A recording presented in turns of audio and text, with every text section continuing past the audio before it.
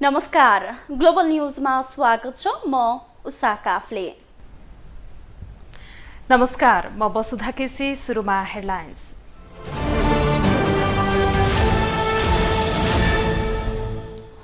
मन्त्री हेरफेरको हल्लाले एकीकृत समाजवादी तरङ्गित, तत्काल सरकारमा जाने मनस्थिति नरहेको लोकसभाको प्रतिक्रिया।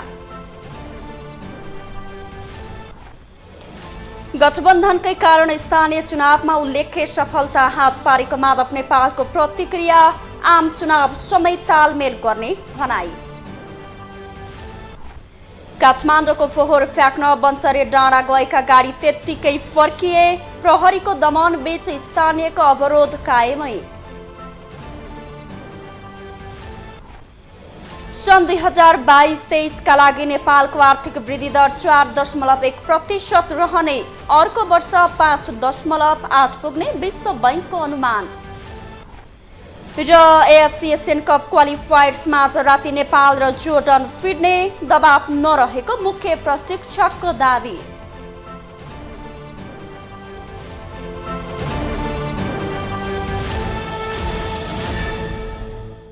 ग्लोबल न्यूज अब विस्तारमा। मन्त्री हेरफेर प्रकरणले नेकपा एकीकृत समाजवादी पार्टीमा तरङ्ग पैदा गरेको छ। पार्टीको निर्णय किन कार्यान्वयन भएन भनेर भातृ संगठनदेखि सांसद नेतृत्वलाई प्रश्न गरिरहेका छन्। सत्तारूढ दलकै अन्य घटकका नेताहरूको अभिव्यक्तिलाई आधार मान्ने हो भने तत्काल मन्त्री हेरफेर गर्ने सरकारको मनसाय छैन। तर एकीकृत समाजवादीका नेताहरूले भने भोलिसम्ममा मन्त्री बन्ने दाबी गरेका छन्। नेकपा एकीकृत समाजवादीको तर्फबाट शहरी विकास मन्त्रीमा सिफारिस भएका सांसद मेटमणि चौधरीले बिहीबारसम्ममा मन्त्री पदको शपथ ग्रहण गरिसक्ने बताएका छन्। उनको अभिव्यक्तिको आशय बिहीबारसम्ममा आफू शहरी विकास मन्त्री भइसक्ने भन्ने हो। र हामीले शपथ ग्रहण गर्ने टाइम कन्फर्म गरिराख्दाखेरि जसपाका साथीहरूले केही दिन हामीलाई पनि पार्टीभित्रको आन्तरिक समस्या सम्बोधनको लागि केही समय चाहिन्छ भनेपछि यो केही समय केही दिन डिले मात्रै भएको हो। तर सत्तारूढ दल नेकपा माओवादी केन्द्रका नेता गिरिराज मणि पोखरेलले भने गठबन्धनका शीर्ष नेताहरू बसेर मन्त्री हेरफेर गर्ने निर्णय सच्याइसकेको बताएका छन्। नेता पोखरेलले संसदमा मन्त्रालयगत छलफल प्रारम्भ भएको बेलामा मन्त्री फेर्न नमिल्ने र संयुक्त सरकारको सोचसँग मेल नखाने पनि उल्लेख गरे। मन्त्रालयको छलफल प्रारम्भ गर्ने अनि मन्त्रीहरू बदल्छु भनेर कहाँ मिल्छ त्यो। त्यसकारणले त्यो संयुक्त सरकारको सोचसँग त्यो मेल खाएन र अहिले बाहिरपट्टि पछिल्लो बेलामा शीर्ष नेताहरू बसिसकेर अहिले बाहिर सार्वजनिक पनि भइसकेको छ। त्यो नमिल्ने कुरा उहाँहरूले सच्याउनु भएको छ। सत्तारूढ दलका यी दुई सांसदको कुरा पटक्कै मेल खाएको छैन। एकीकृत समाजवादीका नेता मन्त्री परिषद हेरफेर हुने दावी गरिरहेका छन् भने माओवादी केन्द्र गर्न नहुने र हुन नहुने अडानमा छन्। यो सँगै मन्त्री परिषद हेरफेरमा अन्यल र गिजो लिने पक्का छ। के हो त कारण? गएको आइतबार नेकपा एकीकृत समाजवादीले मन्त्री हेरफेर गर्ने निर्णय त गर्यो, तर प्रधानमन्त्री शेरबहादुर देउवाले हेरफेर गर्न मानेनन्, जसको कारण एकीकृत समाजवादीका मन्त्री सिफारिस 5 जना अलपत्र परेका छन् भने अध्यक्ष माधव कुमार नेपाल पनि नैतिक सङ्कटमा परेका छन्। एकीकृत समाजवादी पार्टीको निर्णय प्रधानमन्त्रीले नमान्नुको प्रमुख कारण अन्य दलको दबाव रहेको छ। हाम्रोमा अहिलेसम्म कुनै छलफल भएको छैन। समाजवादीका साथीहरूले पुरै सेट फेरिसकेपछि हाम्रोमा पनि दबाब छ, कङ्ग्रेसमा पनि दबाब छ, जसपामा दबाब छ। अब यो दबाबलाई नेताहरूले कति ठेक्नुहुन्छ थाहा छैन। मन्त्री हेरफेर प्रकरणले नेकपा एकीकृत समाजवादी भित्र हलचल मचाएको छ। भातृ संगठनदेखि सांसद र नेताहरूले अध्यक्ष नेपाल सहित नेतृत्वसँग जवाफ मागिरहेका छन्, जसले नेपाललाई थप दबाब पार्टी भित्रै सृजना भइरहेको देखिन्छ। क्यामेरामा विजय ठकुराठीका साथमा विकास आचार्य, काठमाडौँ। लोकतान्त्रिक समाजवादी पार्टी लोसपा पनि सरकारमा सामेल हुने चर्चा सुरु भएको छ। लोसपा अध्यक्ष महन्त ठाकुर सहित शीर्ष नेताहरूको दौडधुपले त्यो चर्चा सुरु भएको हो। त्यसो त लोसपाका नेताहरूले अहिले नै सरकारमा सहभागी नहुने बताइरहेका छन्। तर चर्चामा भने 2 मन्त्री र उपसभामुख सहित लोसपालाई पनि सरकारमा ल्याउने प्रधानमन्त्रीको कसरत रहेको बुझिएको छ। के लोसपालाई सरकारमा ल्याउने तयारी भइरहेको हो? महन्त ठाकुर नेतृत्वको लोकतान्त्रिक समाजवादी पार्टी लोसपा पनि सरकारमा सहभागी हुने चर्चा छ। लोसपाले सरकारमा सहभागी हुने वातावरण पनि बनाइरहेको छ। पछिल्लो पटक शनिबार लोसपा अध्यक्ष महन्त ठाकुर र प्रधानमन्त्री शेरबहादुर देउबा बीचको भेटपछि लोसपा पनि सरकारमा सहभागी हुने चर्चा चल्न सुरु भएको थियो। पुनः मंगलबार लोसपाका शीर्ष नेताहरू र प्रधानमन्त्री बीचको भेटले त्यो चर्चालाई थप बढाउन मद्दत गरेको थियो। मंगलबार लोसपाका शीर्ष नेताहरूले प्रधानमन्त्री शेरबहादुर देउबालाई भेटेर आफ्ना माग समेटेर 11 बुँदे ज्ञापन पत्र बुझाएका थिए। शीर्ष नेताहरूको टोली प्रधानमन्त्रीको सरकारी निवास बालुवाटार पुगेर संविधान संशोधन, नागरिकता विधेयक संसदबाट पारित गर्ने र मधेस थारूहट आन्दोलनका क्रममा आफ्ना नेता तथा कार्यकर्ता माथि लागेका मुद्दा फिर्ता लगायतका माग राखेका थिए। मधेस आन्दोलनमा लागेका मुद्दाहरू अब रेशम चौधरी लगायतका अब हाम्रो मौतरी जिल्लाका साथीहरू पनि निर्दोषहरू फस्नु भएको छ, उहाँहरूको विषयमा कुरा गरे। अहिले जल्दो बल्दो किसानको समस्यामाथि मल खाद अविलम्ब उपलब्ध गराउनको लागि हामी माग गरेका छौँ। यस्तै अब अहिले भूमिको जुन समस्याहरू भएछ, भूमिहीनहरूको, मधेसी, थारू, आदिवासी जनजाति, शिल्पी समुदाय समेतलाई समेटेर अगाडि बढाउनको लागि हामीले प्रधानमन्त्रीजीलाई आज ज्ञापन पत्र बुझाएको छ। त्यसो त लोसपाका नेताहरू नै सरकारमा सहभागी हुने बारे अहिलेसम्म कुनै छलफल नै नभएको बताउने गरेका छन्। उनीहरू सरकारमा सहभागी हुन नभएर विगतदेखिकै माग संविधान संशोधनदेखि झुटा मुद्दाहरू फिर्ता लिन सरकारसँग माग गर्दै ज्ञापन पत्र बुझाउन प्रधानमन्त्री भेटेको दावी गर्छन्। संविधानमा 25 भन्दा 26 मन्त्री बनाउन पाइँदैन लेखेको छ। हजुर, हाम्रो संविधानमा अहिले नयाँ संविधानमा गठबन्धन आफै 5 को छ, उनीहरूलाई नै पुगेको छैन। त्यस्तो गठबन्धनलाई हामी किन डिस्टर्ब गर्न जाउँ? बस त्यतातिर हामी लाग्छौँ। सरकारको जुन कुरा गरिराख्नु भएको छ हजुर, त्यसमा हामीले कुनै पनि चासो राखेका छैनौँ। तर चर्चा भने 2 मन्त्री र उपसभामुख सहित लोसपालाई पनि सरकारमा सामेल गराउने भन्ने छ। त्यसो त सत्तारूढ दलकै नेताहरूले त्यस्तो अभिव्यक्ति दिइरहेका छन्। यसअघि केपी ओली नेतृत्वको सरकारमा सामेल हुँदा जसपाका तत्कालीन ठाकुर पक्षका नेताहरूले आफ्ना माग पूरा गराउन सरकारमा जानै पर्ने भन्दै अभिव्यक्ति दिएर पार्टीमा चर्को विवादका बीच सरकारमा सहभागी भएका थिए। पछि जसपा विभाजनपछि उपेन्द्र यादव नेतृत्वको जसपा सरकारमा सामेल भए पनि लोसपा प्रतिपक्षकै भूमिका निर्वाह गर्यो। जबकि लोसपाले नेपाली कांग्रेसका सभापति देउबाको नेतृत्वको नयाँ सरकारलाई विश्वासको मत भने दिएका थिए। यी र यस्तै विगतका घटनाक्रम र अहिलेको लोसपाका नेताहरूको प्रधानमन्त्रीसँगको बाक्लो भेटघाटले लोसपा पनि सरकारमा सामेल हुने अड्कल काटिएको हो। क्यामेरामा राजु थापाका साथमा विकास आचार्य, काठमाडौँ। नेकपा एकीकृत समाजवादीका अध्यक्ष माधव कुमार नेपालले सत्तारूढ गठबन्धन प्रदेशसभा र प्रतिनिधि सभा चुनावसम्म कायम रहने बताउनु भएको छ। काठमाडौँमा आयोजित कार्यक्रममा अध्यक्ष नेपालले सत्तारूढ गठबन्धनलाई भत्काउने प्रयत्न भइरहे पनि त्यसको पछि नलाग्न पार्टीका नेता कार्यकर्तालाई आग्रह गर्नुभयो। अध्यक्ष नेपालले गठबन्धन गरेर स्थानीय तह निर्वाचनमा जाँदा आफूहरूले पोखरा महानगरपालिका र हेटौडा उपमहानगरपालिका शानदार ढङ्गले सफलता हासिल गरेको बताउनुभयो। गठबन्धनभित्र कमजोरी भए आलोचना गर्ने, तर गठबन्धनलाई भने निरन्तरता दिएरै जाने उहाँको भनाइ छ। अविश्वास कसरी बढोस् भनेर अनेक खालका प्रयत्नहरू पनि भएका होला, त त्यसको पछाडि हामी लाग्न हुँदैन। अध्यक्ष नेपालले पार्टीबाट फिर्ता बोलाइएका मन्त्रीको अभिव्यक्तिलाई लिएर आलोचना नगर्न पनि पार्टी पङ्क्तिलाई सचेत गराउनुभयो।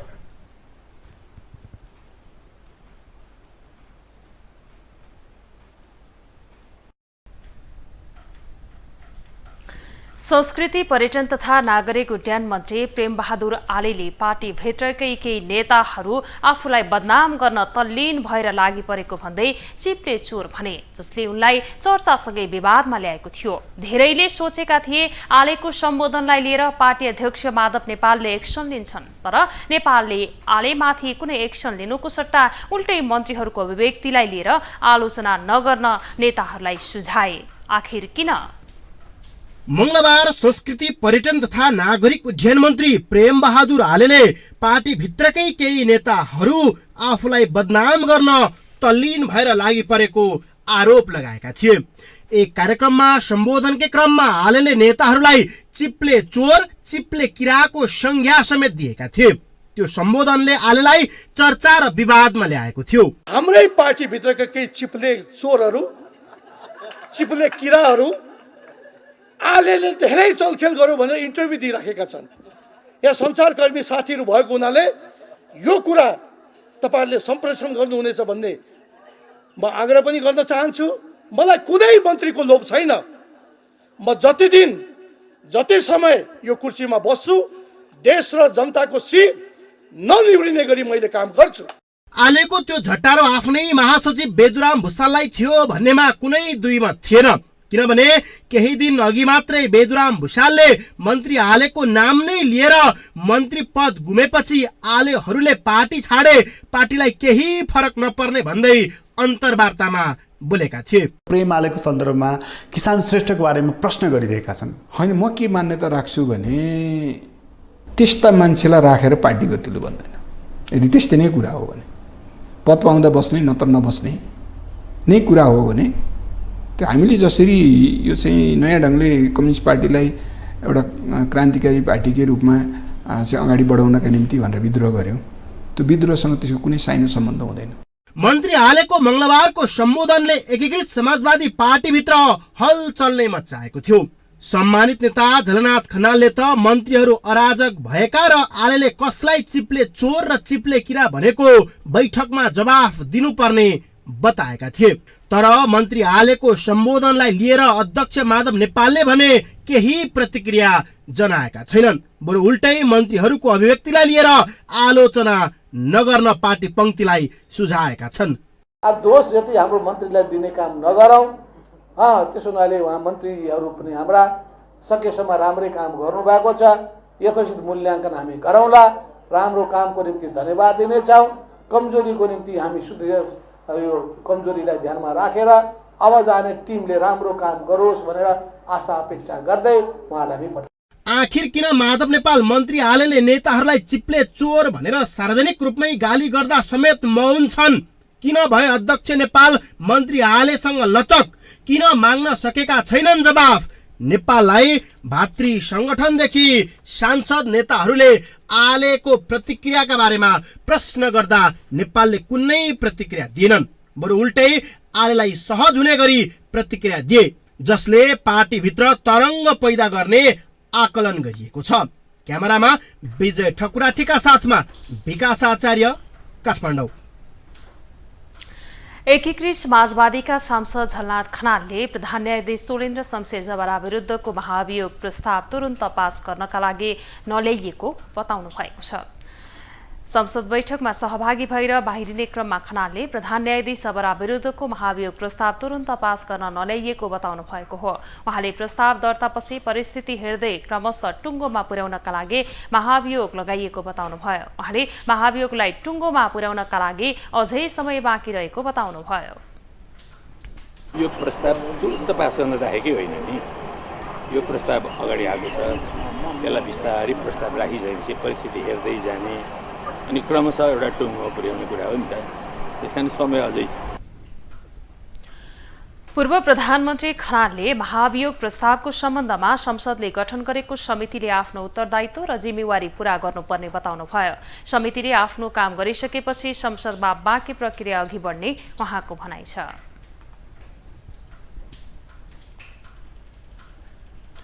ग्लोबल न्यूजमा अब एकैछिन ब्रेक।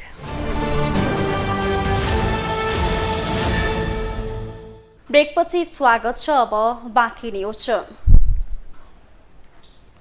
बन्चरी डाँडाका स्थानीयले ल्यान्डफिल्ड साइटमा फोहोर फाल्न नदिएपछि गाडीहरू त्यत्तिकै काठमाडौँ फर्किएका छन्। स्थानीयले फोहोर बोकेर गएका ट्रकमाथि तोडफोड गरेर फोहोर फाल्ने कार्यमा अवरोध गरेपछि फोहोर बोक्ने गाडीहरू काठमाडौँ फर्किएका हुन्।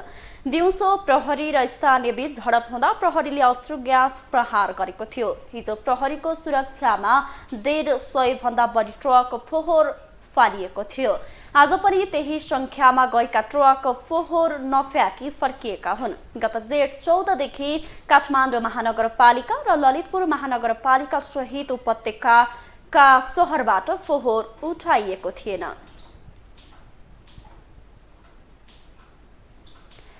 काठमाडौँको फोहोर तत्काल व्यवस्थापन गर्न सांसदहरूले सरकारसँग माग गरेका छन्।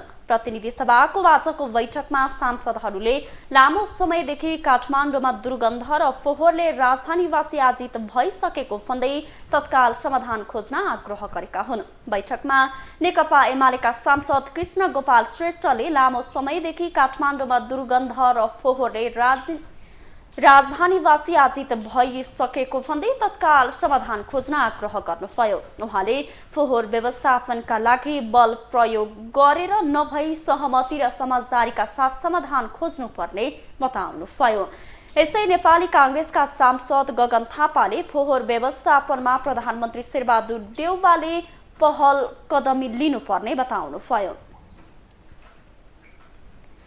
सांसद थापाले फोहोर व्यवस्थापनको काममा नगरवासीलाई पनि आफ्नो ठाउँबाट जिम्मेवारीको रूपमा लिन आग्रह गर्नुभयो।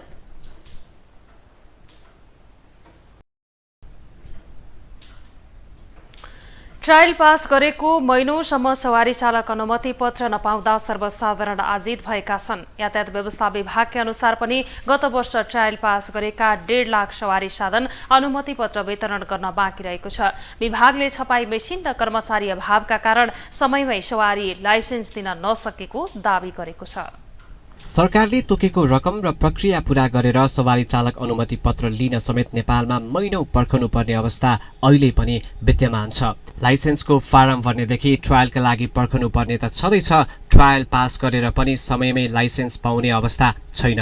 यातायात व्यवस्था विभागकै तथ्याङ्क अनुसार पनि 2078 सालको 1.5 लाख सवारी चालक अनुमति पत्र वितरण गर्न बाँकी छ।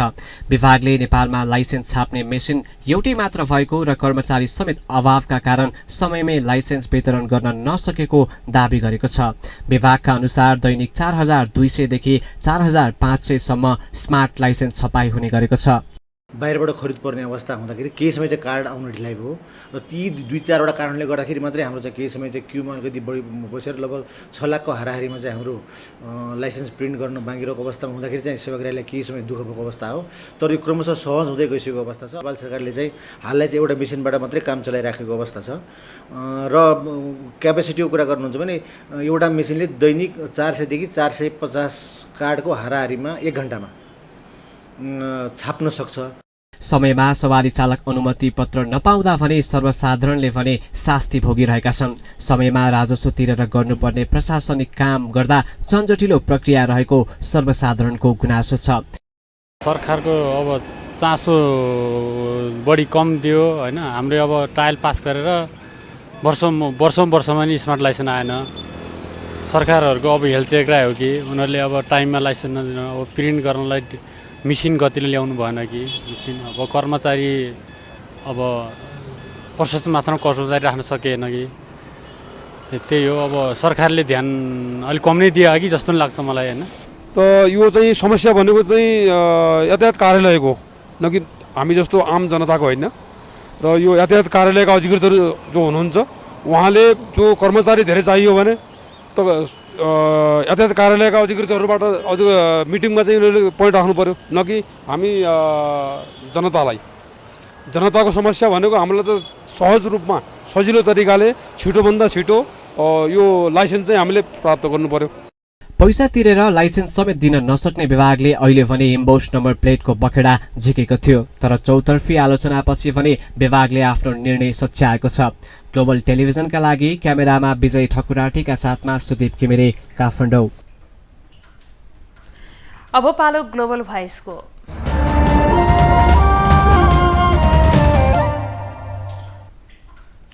सरकारले लाखौं सवारी चालक अनुमति पत्र वितरण गर्न सकेको छैन। विभिन्न बहाना बनाएर सवारी लाइसेन्स वितरणमा विलम्ब गर्ने गरेको छ।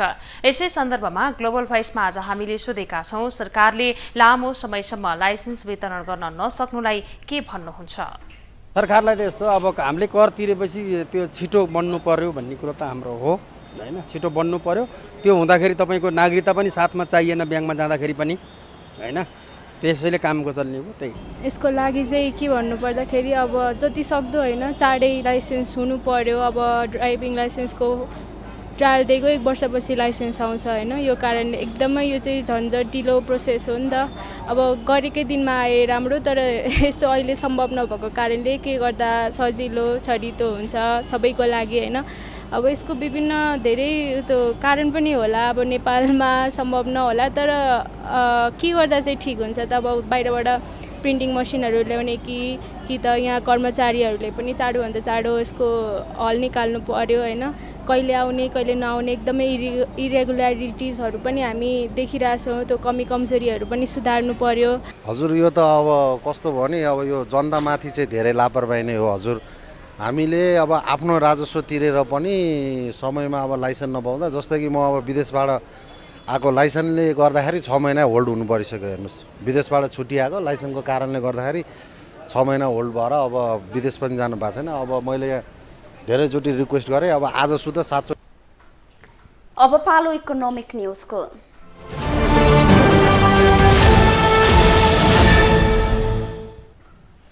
विश्व बैंकले सन् 2022-23 का लागि नेपालको आर्थिक वृद्धि दर 4.1% बराबर मात्रै रहने प्रक्षेपण सार्वजनिक गरेको छ। ग्लोबल इकोनोमिक प्रस्पेक्ट प्रतिवेदन सार्वजनिक गर्दै विश्व बैंकले यसअघिको प्रक्षेपण भन्दा 0.2% बिन्दुले अनुमान घटाएको हो। त्यस्तै अर्को वर्ष 2023-24 का लागि नेपालले 5.8% को वृद्धि दर हासिल गर्ने अनुमान गरिएको छ। नेपालले भने आर्थिक वर्ष 2078-79 का लागि 5.84 र आर्थिक वर्ष 2079-80 का लागि 8% को आर्थिक वृद्धि हासिल गर्ने लक्ष्य राखेको छ। अब पालो स्पोर्ट्स न्युजको।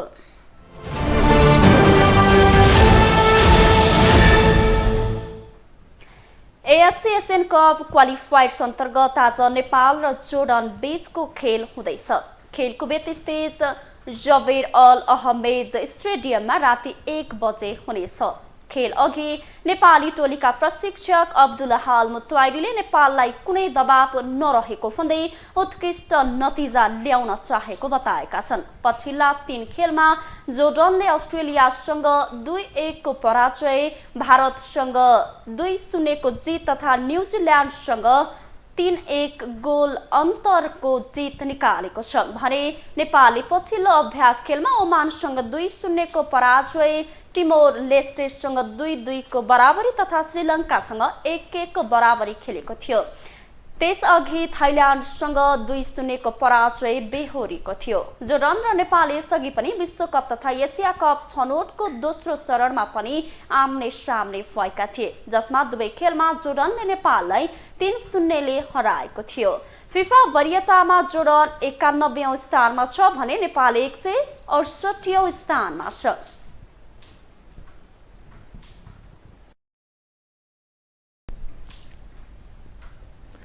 ग्लोबल न्युजको अन्त्यमा अहिलेसम्मका हेडलाइन्स पुनः एकपटक।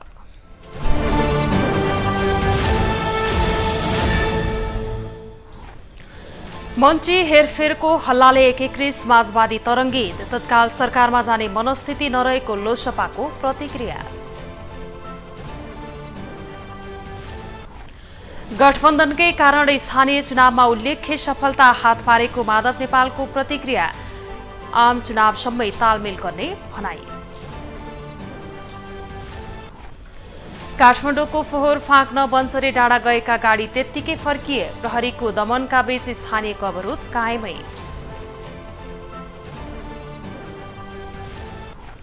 सन् 2022-23 का लागि नेपालको आर्थिक वृद्धि दर 4.1% रहने, अर्को वर्ष 5.8 पुग्ने विश्व बैंकको अनुमान। र एफसी एसियन कप क्वालिफायर्समा आज राति नेपाल र जोर्डन भिड्ने, दबाव नरहेको मुख्य प्रशिक्षकको दाबी।